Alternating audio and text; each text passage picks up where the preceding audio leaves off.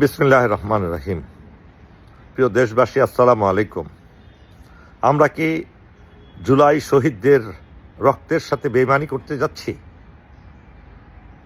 এখন নব্য ফেসিবাদরা এই জুলাইকে ম্লান করে দেওয়ার জন্য ৭১-এর বয়ান নিয়ে আসছেন। আমরা কেউ কি সেই ৭১-কে অস্বীকার করেছি? কেন এখন ৭১ নিয়ে আসা হচ্ছে? এটা পারপাসফুলি করা হচ্ছে। এটা করা হচ্ছে নিজেদের অস্তিত্ব নষ্ট করার জন্য। তারা বুঝছে না যে নিজেদেরই অস্তিত্ব থাকবে না যদি তারা জুলাইকে অস্বীকার করে।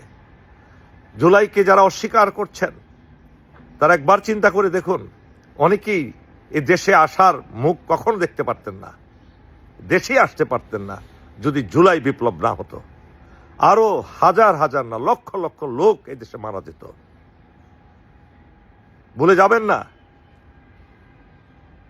আমরা যারা জুলাই আন্দোলন করেছি, ফ্যাসিস্টকে বিদায় দিয়েছি, আমরা জানি কি কষ্ট, কি স্যাক্রিফাইস আমরা করেছি।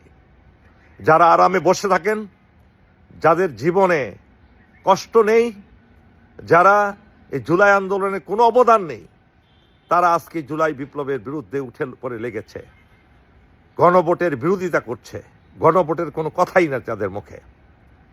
মহান আল্লাহ সাক্ষী, এই দেশবাসী জাগ্রত হয়েছে, কেউ এটা প্রতিহত করতে পারবে না।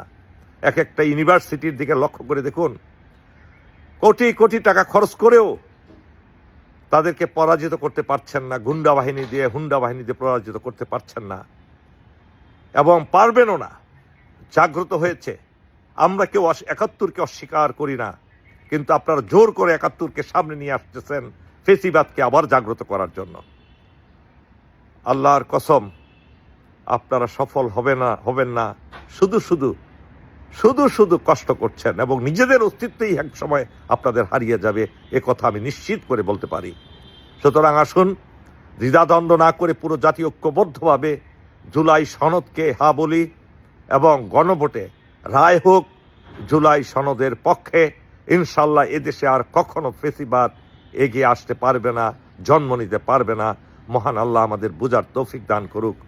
আমিন। আল্লাহ হাফেজ। বাংলাদেশ জিন্দাবাদ।